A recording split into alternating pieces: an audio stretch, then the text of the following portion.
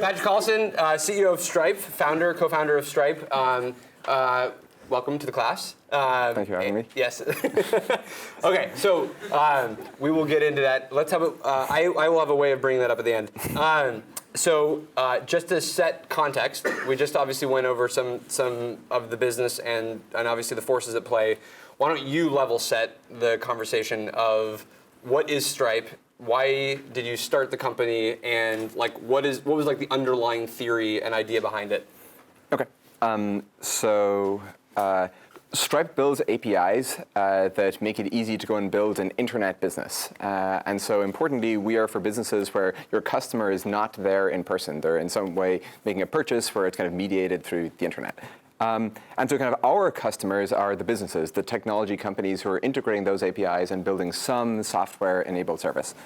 The reason we kind of started working on it initially was because we ourselves were developers and we were sort of astonished by sort of the non-existence of something like Stripe. I remember sort of forlornly Googling, looking for the kind of easy to set up thing that would just enable you to charge a credit card. I mean, we're not talking about building a fucking self-driving car here. We're talking about charging a credit card. And so it seemed so implausible that something like Stripe sort of would not exist, right? I mean, I'm trying to give somebody money. I'm trying to like collect money and give it to someone else, right? It's sort of the economic incentive structure would seem very conducive to it, but sort of surprisingly nothing like it existed. Now, obviously there were online transactions before Stripe, but what happened was they were enabled by banks, I guess, as you guys described. And so the process of sort of going and getting access to the tools and the infrastructure that would enable you to go and programmatically charge a credit card basically involved this kind of mortgage-like application process for you to have to go to the bank and try to describe their idea, your idea to them, and sort of convince them that they should support it. And then there'd be kind of weeks of setup and paperwork and faxes and probably Latin and a lot of Latin. So anyway, it was just kind of really high barrier to entry and overhead. And then when you kind of actually got access to it, I mean, it's fundamentally sort of a technology service, right? And it was as good as sort of many of the other technology services offered by banks. And so we started working on it, I mean, literally because we were frustrated and surprised it didn't exist. And I think something that's maybe somewhat important is we actually didn't think it was that big a deal. We were working on some iPhone apps on the side at the same time, and we kind of kept working on both. We were working on the iPhone apps and working on Stripe, or as it was known at the time, /dev/payments. We were great brand, excellent at branding. Yep. I like the name. And it was basically like 8 months later. It took kind of majority of a year, sort of before we realized that there might be something kind of substantively interesting there. And the particular thing that sort of crystallized was the realization that, I mean, it's kind of hard to ballpark into kind of Fermi estimate, but in and around 2-3% of total consumer spending takes place kind of on the internet or through the internet today. And so, you know, that is to say 98%, 97% does not. And then if you kind of think about what that looks like in the US, what that looks like for you, what it looks like for your cohort, and kind of what the direction of all that sort of in turn appears, it seems so obvious there's kind of far more that's going to be enabled, that's going to be happening, and so forth. And so despite the kind of veneer of maturity to online commerce, kind of the who knows, 28%, 48% that will be happening in the future, that's kind of yet to be enabled. And so kind of 8-9 months in, we started to realize that. That's when we decided to take leave from school. Good choice, probably. We'll see. Yep. Well, actually, just that brings me to one other caveat. There's I guess this has been kind of framed as the disruptors versus the disrupted, but I think it is kind of important to remember that I don't know if you guys have heard of Wang or Osborne, or sort of like Silicon Valley is well known as being sort of a cradle of entrepreneurship and new companies, but it is just as successful in being a grave. Wang grew to billions of dollars in annualized revenue. Like Osborne grew to billions of dollars in annualized revenue, tens of thousands of employees. And not only did these companies subsequently fail, Wang had an ignominious bankruptcy in 1992, but like not only did they fail, but you hadn't even heard of them, right? And so I would just basically take everything I say with a grain of salt. Mm-hmm. That was your like disclaimer of joining a technology company. Yes. Yep. So I can attest to how hard it was to add billing software before Stripe existed. When we started Box, I'd say about 1/3 of our entire code base that we had to initially write had to just deal with getting payments from our customers. So you can imagine all the wasted time and innovation there, and a lot of Latin and a lot of faxes. So maybe just fast forward to today, just key stats of the company. How big is it? How much have you guys raised? How many customers? Set us up for where we are now. Right. So we don't. You can't give out any of the stats. Right. Okay, If you read the article we circulated last night or the night before, you might have seen what's been written in the press, that it's been estimated of tens of billions of dollars being processed by the company. Is that a fair estimate? That's the estimate that was in the article. We're 350 people-ish. I guess our age is publicly observable. That's we're about 5 years old, and and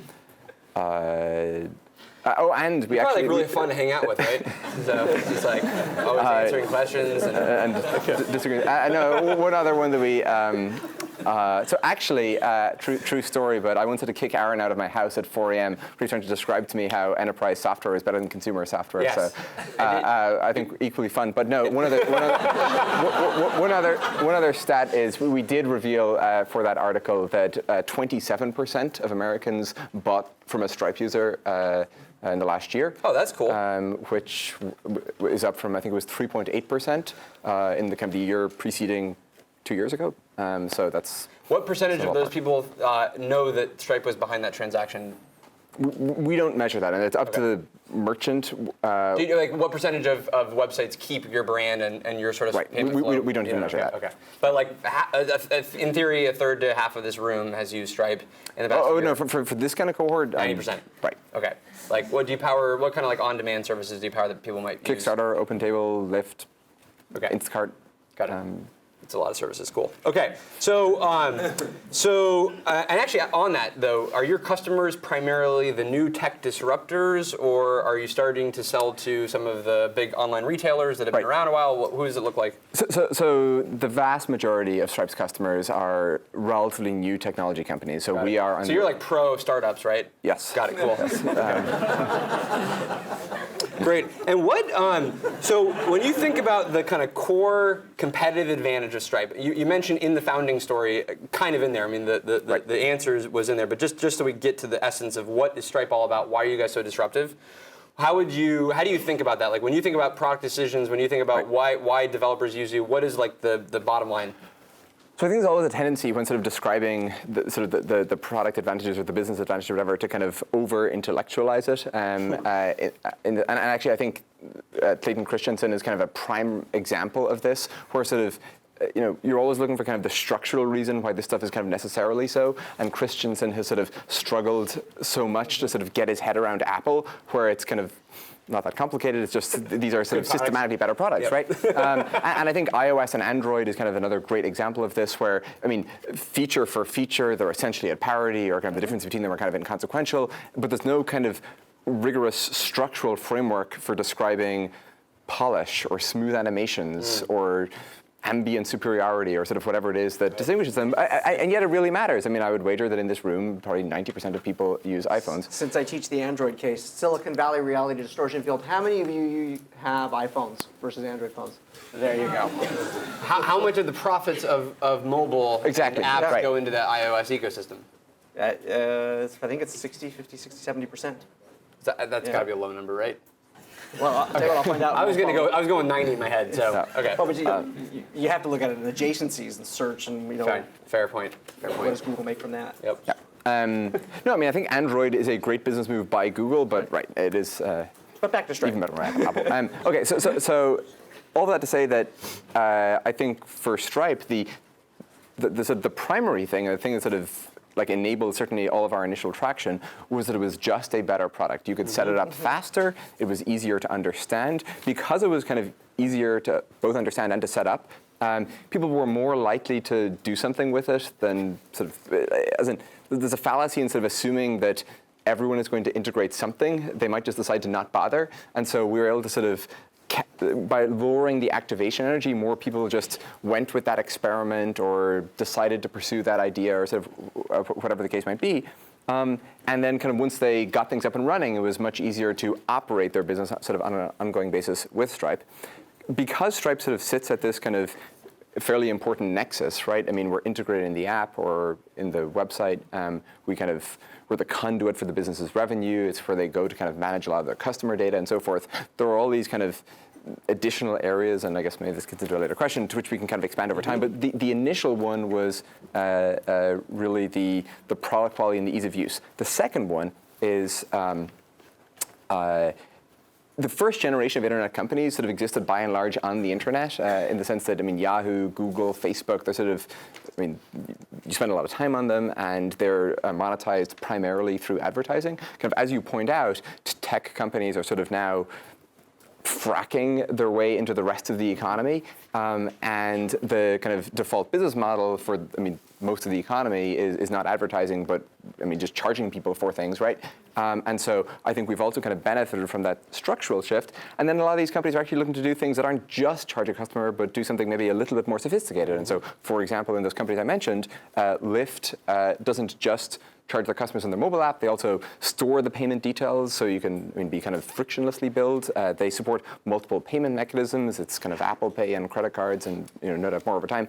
And then they need to pay out the drivers. And paying out the drivers involves sort of verifying the identities of the drivers. And actually, Lyft just launched something called Express Pay, where sort of rather than transferring the money slowly over ACH, the drivers get the money instantly kind of paid to their debit card, which is, I mean, a huge deal if you're sort of living paycheck to paycheck, as such a large fraction of the country is. And so businesses are increasingly doing more sophisticated things with payments or with money, and then sort of Stripe has been able to kind of expand the suite of services such that you actually can't get the same set of things elsewhere, right? If you want to do something like Express Pay to instantly send money to a debit card, that's not something you can get somewhere else. And so one, ease of use, two, increased functionality. How have you, as the CEO of Stripe, been able to navigate some of the relationships with the other incumbents in both the payments and in the financial services space? You were invested by both American Express and Visa, and they might, I assume, certain parts of people in those organizations might look at Stripe and be excited by what's possible, and some people might be a little concerned about how it might reorient the landscape. How has your company approached the relationships with larger companies like that who have been around for many, many years? Well, I think there's... First off, I think it's a mistake it's kind of very easy to look at this stuff as kind of zero sum, but like the economy as a whole is not zero sum. Like we're allocating a much larger set of dollars today than we were 20 years ago, 100 years ago, et cetera. And so kind of, you know, this was kind of super interesting, but sort of on the one hand, I think sort of an important framing aspect to it is it is possible for it to be positive sum, and the existence of winners doesn't necessarily mean that there will be losers. There may be losers, but it's not necessarily going to be the case. And I mean, because Stripe's kind of thesis is, again, kind of the idea of bringing this 2% to 20% or 40, 50%, kind of who knows, and sort of generally being expansionary, there aren't a whole lot of companies who are sort of directly threatened or imperiled by it, right? So that's one. Two, you guys will probably be shocked to hear that I think some tech companies are kind of frequently and to their detriment kind of mistakenly hubristic. I think this is sort of especially common for whatever reason in fintech or payments, whatever, where people have these kind of grandiose delusions about how in this kind of incredibly complicated and sort of intertwined space, they're going to obviate everyone in one fell swoop with their sort of phenomenal new thing that renders everyone else. I thought that was your homepage. I thought it said obviating everybody in fintech. It must have been Vox's new product, okay. You know, honestly, we were pretty careful to sort of try to be deliberate about where we think we can do better and where we don't need to try to write off, you know, everything that's been built over the last 50 years. And so, honestly, I think credit cards get kind of a tough rap these days. I think they've done a pretty impressive job, like blanketing the world, or a large fraction of it, with sort of a frictionless kind of credit extending, simple, easy to use payment mechanism. Like, works pretty well. You can imagine things that might work a little bit better, but you know, by and large, I think it's very good. And so we thought we could sort of systematically go and sort of assemble this set of capabilities and kind of existing functionality that existed and expose all of it in a way more straightforward and sort of easy to integrate way. but sort of the idea of, again, replacing all of it seemed like a land war in Asia. And so in general, our strategy has been to not try to compete with too many of these folks. And I mean, there's kind of some discussion of whether we're competitive with the card networks, how they should feel about us, and so forth. I mean, we're bringing so much new transaction volume to the card networks rails. When you think about kind of to Rob's question though a little bit further, so in the supply chain of payments and in commerce, right? There are things that are sort of in front of you and below you, like you need the credit card, to use Stripe, and then there are some things that you do obviate a bit because you're kind of compressing the stack to some extent.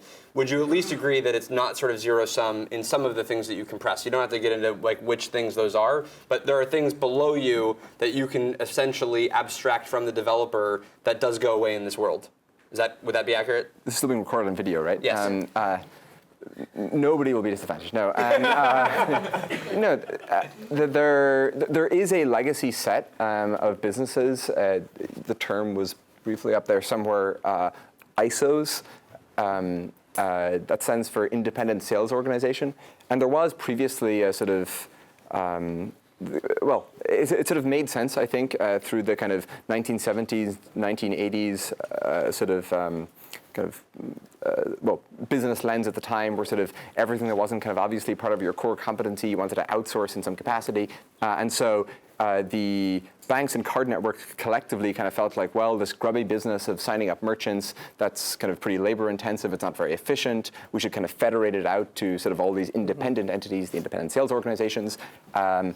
The problem is that kind of once you do that, the heterogeneity kind of entailed by all these separate kind of non-cooperating companies means that it's very difficult to change the shape of the industry, right? And so then when the internet comes along and sort of that changes the nature of the product you might want to offer, it's extremely difficult to do so, just in the same way that it's very difficult to sort of advance things in the Windows ecosystem or in the Android ecosystem as compared to Apple. It's just like exactly classic kind of horizontal versus vertical segmentation or fragmentation, or however you want to slice it. And so those ISOs collectively, I mean, none of them are very big, but sort of collectively they are worse off in a world in which Stripe does really well. Right. And that is.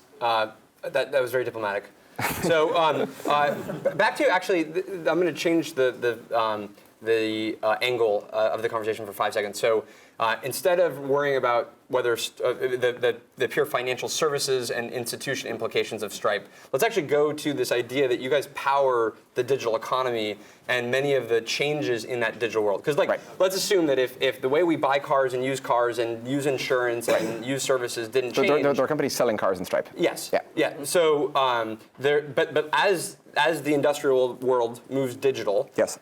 It does sound like there are completely new types of experiences that relate to payments that you guys can help enable incumbents and industrialists to respond with. So totally. I think about online media or newspapers and their use of payments and how can they build better relationships with their customers. How do you think about that landscape and sort of digitizing the offline world? Yes. So in some ways, Stripe is a great bet on sort of human laziness, in the sense that we're a bet that people will prefer to do things from their phone than sort of going to physical places in person. Yes. And I mean that kind of tongue-in-cheek, but people sometimes describe the smartphone as a magic. Different word is just convenience, so just a corollary to that. Well, there's kind of the framing of the smartphone as kind of a magic wand for the real world, which maybe a yet kind of more virtuous way to frame the laziness and the indolence. But I mean, for example, there's a company called BP, B-E-E-P-I. I think it was actually in one of the articles. I mean, you can just go onto your phone and you can literally choose your car and you can choose the color or whatever and like tap buy, I guess. And literally a trailer comes with a car and there's a big bow tied around it, and you now have your new car, So it's Uber right? for cars. Indeed, yes. But I think there's something very significant here, where you no longer need to go to the car dealership, because I mean that's kind of I guess kind of. Why not make $25,000 purchases on your phone with a click? I was going to say, I mean, I think going to the car dealership is kind of the platonic ideal of things we don't want to do, right? And so there is kind of this idea of Stripe kind of powering the well, let's call it digitization because it's better than the, I don't know, the enlazening or something, right? But there's that. And then secondly, there is something, despite my kind of erstwhile pessimism about the US economy or the dynamism thereof, I mean, I do think that there is something sort of incredibly potent to this kind of technology-powered restructuring. Yes. And I do broadly think it's true that sort of as we look at a snapshot of the economy in 30 or 40 years' time, a very large fraction of it will be occupied by companies that can sort of take advantage of the things you're describing. And you guys are a bet on that. Correct. As you're growing your business, you said 350 people, and you're continuing to scale as you add more people and customers that you're supporting. How are you going to ensure, what are you trying to do to enforce that you stay lean, that you stay quick, and all the things that we talked about, it being responsive and agile, and you don't get into the same challenges of other large organizations, be they companies, universities, or the like? So I'm not sure that it's entirely possible in the sense that, and this is just kind of like one of the depressing things about life, but like when you think about the sort of calculus from, well, if your goal is to survive, just like to endure as an entity, be it an individual or an organization or whatever, right? Kind of, you can't just take bets that have a good EV. You have to take bets that have a sort of very small probability of killing you, right? And so I think that kind of the regulatory example is sort of a good one in that if some large established entity is presented with a proposition which could 10x their market cap if it succeeds, and destroy them because they're all in jail or something if it fails, and it's a 50-50 kind of bet, I mean, that's tremendous on an EV basis, and yet if the strategy, the disposition of the business with regard to risk is to take those bets, then, I mean, it just doesn't last very long, right? Because sort of, just to take kind of 1 minus 0.5 to many powers before it's kind of the most likely thing. And so, the manifestation, I think, of that for the large companies is, in order to endure, they have to be irrationally risk averse. And that goes, I mean, that's not a statement about the coordination costs of larger organizations or anything like that. That's just a basic statement about, innovate. Or just, again, endurance as anything. And so that first off. And so certainly now we are less risky than we were on day one. I think that's kind of the extreme pessimistic view. I think obviously you can hope to do a little bit better than many other organizations. Again, but by virtue of getting to sort of observe everything that they did and sort of simply getting to kind of springboard off that and getting to sort of start things from scratch, you've a much better chance. And then pretty substantially, I mean, in particular in sort of Stripe's case, this doesn't go in every case, but in Stripe's case, what's kind of going on is like a shift in industry in that we're supplanting banks who certainly were not about software or technology, or these ISOs who are literally kind of going door to door selling people, and we're sort of shifting industry to actually playing on this kind of technology, software, programming, design, whatever playing field. And so kind of in that sense, we're, on an organizational level, far better equipped. And then I guess the question of how do you just run an effective human organization and not sort of descend into stultified calcification, you probably have to go on too long. Okay. But you will attempt to not do that using... We'll attempt to not do that. Okay, that's an important part of our strategy. When you think about your, I guess, disruptive potential, whether it's in financial services or just as you touch other parts of the economy, do you think that, because a big part of this is thinking about what are the strengths of a digital company in the mindset and in the approach? Do you think about either data in terms of how much data that you learn from and can improve the product on? Do you think of network effects, so keeping people within the payment ecosystem? Yep. What are the modern ways of competitive kind of advantage that you think about developing within Stripe? Right. That's a good question. And honestly, I go back and forth on the importance of data, like not with regard to Stripe in particular, but just like in general in the industry, in that sort of it's always in every incumbent's interests to kind of to broadcast its importance, right? Because it sort of makes their position appear more secure. And so I think you kind of have to discount every time someone kind of talks about the importance of the data. I think you should just be slightly skeptical. We'll do a montage video of incumbents talking about data. So, and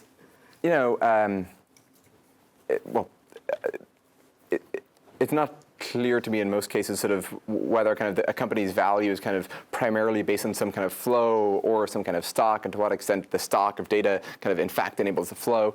I think one way in this kind of pertains to network effect is I think that sort of in general the term network effects should be banned, or more specifically.